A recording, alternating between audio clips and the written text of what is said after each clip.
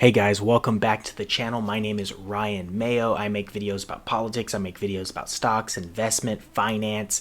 Today's video is going to be about the recent retail investor surge of GameStop and other stocks of that nature, how Wall Street has reacted, how the trading modules such as Robinhood and Webull have reacted. And I'm going to give you my take and the easy inside information simplified on exactly what happened and what it means for the future of the market.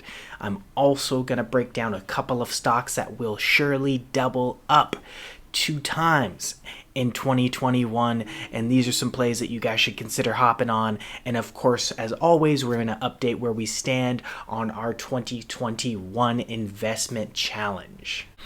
All right, you guys, first and foremost, let's update you as we always do on our Investment Challenge 2021. As you may know, this year we brought our account right back down to where it was at the beginning of last year, which is a start of $3,000. And we are seeing this year where we can take that from that starting point. So as of today, we are at $3,902 as of the filming of this video. We are up over 8% for our stocks on the month. We're making good progress. We're making good decisions on some of the plays that we've made are hitting. Rocket Mortgage, which I've been in for quite a while, just been waiting for it to build. It's finally starting to make some moves, get some traction. And some of the other plays, our crypto play with Ethereum has been very good. Tesla till recently has been moving very well. So we've got some key plays here that have been making us some money. And man, if you can make nearly $1,000 every month, you'd be very happy with where you ended up. And we're approaching it. So far so good. We know there's going to be up and downs. We know there's going to be a lot of volatility this year, and we're reacting to that. We're keeping our head on a swivel, and we're making good decisions and investing in the right plays. All right, you guys, so I wanted to have my say. I wanted to get what I feel like or my take was on the GameStop surge. A couple other stocks as well surged. AMC surged. First and foremost, I wasn't engaged in this surge. I had GameStop from about November till early January. Just wanted to capitalize on the winter and holiday season push, and I made a couple bucks and I jumped out. I wasn't on Reddit. I wasn't a part of that group. I think what those guys did was really smart, really intelligent. Just kind of to simplify it for the average investor, Wall Street banks and some Wall Street hedge funds were shorting GameStop. And what a short is basically a short or a long-term bet that a certain stock is going to go down in value. And when that stock goes down in value and hits below a certain defined strike price, you start making money, and the further it goes down, the more money you make. So some savvy investors on Reddit in a specific Reddit group decided that this was, or figured out that this was happening, and decided that they were going to pump up the stock. They were going to make investments and bet against the short that the hedge funds were making. And some popular people on social media and Twitter, and even some folks who make it on major mainstream platforms like CNBC and Fox News Business Channel, they got on board. Some tweets went out. Elon Musk may have even dabbled in it. And once that happens, you're seeing retail investors from across the country. And retail investor just means, us, just the little guy, just people putting their money, hard-earned money in the market and hoping to make a couple bucks.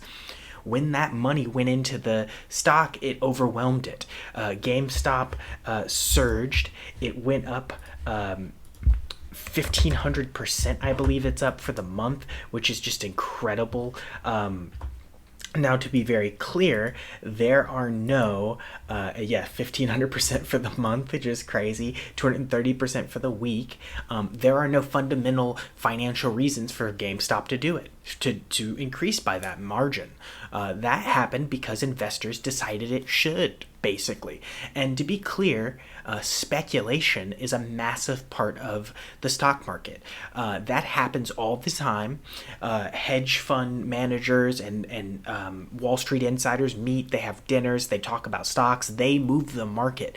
This is the first time that the independent investor, the little guy, had a response, and they got involved in the market, and they made a push, and they made a play, and it actually ended up hurting and costing hundreds of millions and possibly even billions to the big investors in Wall Street. And to me, that's great. That's the game. We all get into the stock market. We can win. We can lose. We're all adults here. There's no one. There's no guardrails. There's no training wheels.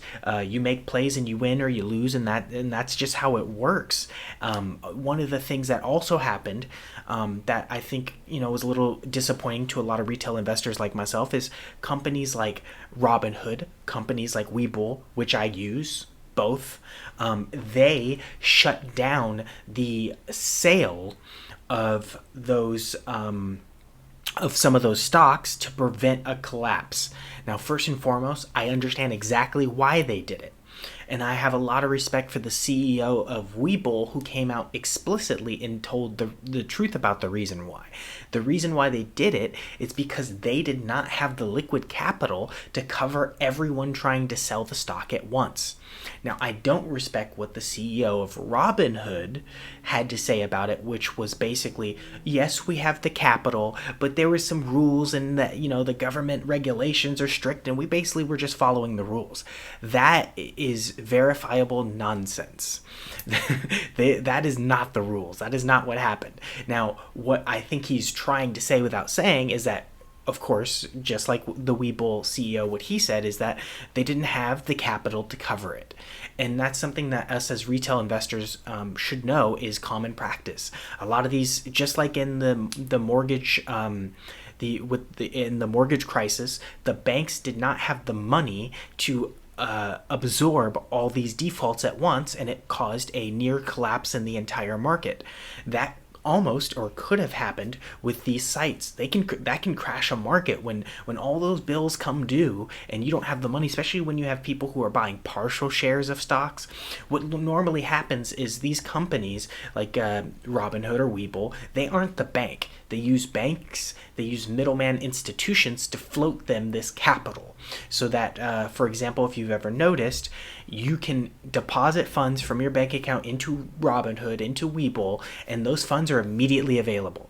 But go to pull them out, go to transfer to your bank, you got to wait a couple of days because they want to protect themselves and be able to cover these losses. On their part, they have to take money and they got to give it to you from their bank accounts, and it's a good thing in a sense because it prevents a Bernie Madoff pyramid scheme house of cards that crumbles and now all these retail investors are wiped out. But I do want to be clear about this. What Robinhood and Webull did was not for the little guy. Robinhood doesn't tell you this, but they're heavily invested, or they have heavy investments from hedge funds. What they did, whether it was on purpose or an accident, and I'll leave that for you to decide. I don't make any moral judgments. I don't have enough information. What they really did is they saved the short hedge funds who were shorting the stock. They saved them. And will that work out? It depends on how long the expiration date of the short is. So what happens when you have a put option or you short a stock is you've got a determined time that you have to have that stock go down.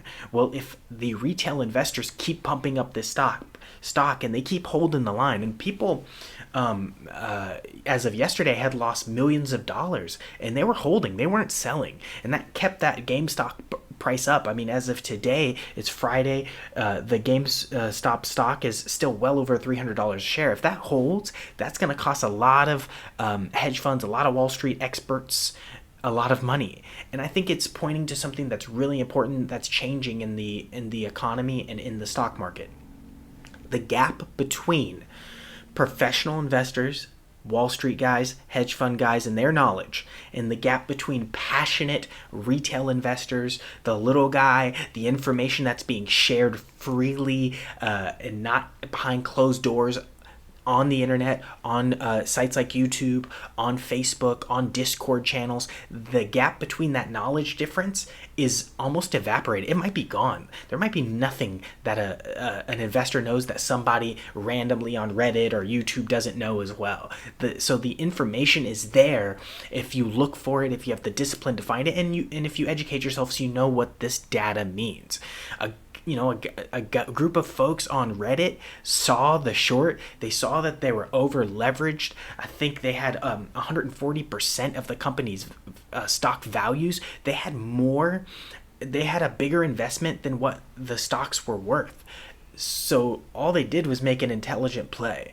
And our problem, or the question that we need to ask, is it right for Webull or Robinhood to shut that down to save wealthy investors?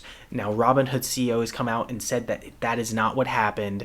They weren't doing it because of that. They were just following protocols. But let's be very frank. Don't tell me what you're going to do. Your actions will show me what your purpose is and what your intentions are. And what they did was at least try to save big banks, big business, big investors from losing their shirt at the expense of the big guy. They didn't save any retail investors. That's what they're going to tell you. That's what they want you to believe.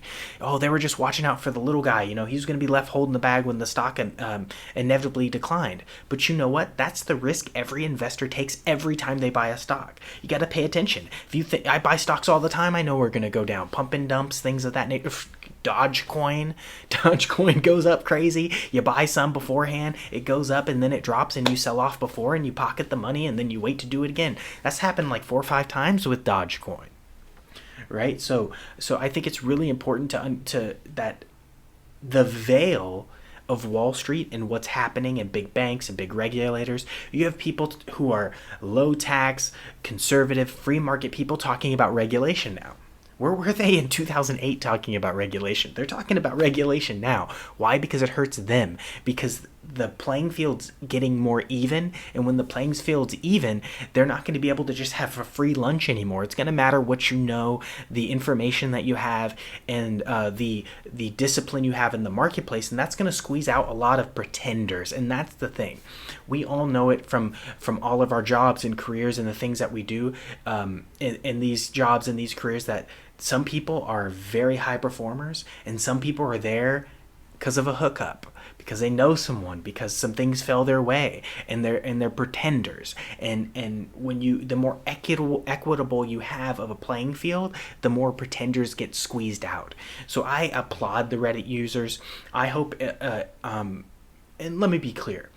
That doesn't mean what I'm saying, applauding the Reddit users. What they did was good. They exploited a mistake, a bad investment, and they used basically social media and crowdfunding and crowd sources to make sure that this didn't go the man's way. And I applaud that. But at the same time, what it does expose is that to a certain extent, the stock market is controlled by gambling, is controlled by insider trading, insider information, and big business wants that advantage over us. They don't want it to be even, because you'll discover that many of us little guys know what we're doing too. We're pretty smart too. We can have a full-time job and still study the market and still make money. It's not that complicated. It's processing information, and over years you grow to have an expertise and to be pretty good at it. It's not rocket science. They want you to think it is. They want you to think it's algorithms and derivatives and things of that nature, and some of it is. But at the same time, it's fundamentals, it's addition and subtraction, it's timing, and if you're studying that, you're going to have good outcomes. So I do think that it's not a bad idea for Congress to look at regulation if necessary, but not against the little guy, not against Robinhood, against the system itself. The fundamentals of the system are dictating what's happening here. What happened with GameStop isn't GameStop's fault. It isn't the retail investor's fault. And in some ways, it's not even the hedge fund manager's fault. It is the rules of the system are tilted in one direction, and now that's getting exposed because information is flowing more freely in the internet age, and that's what's happening.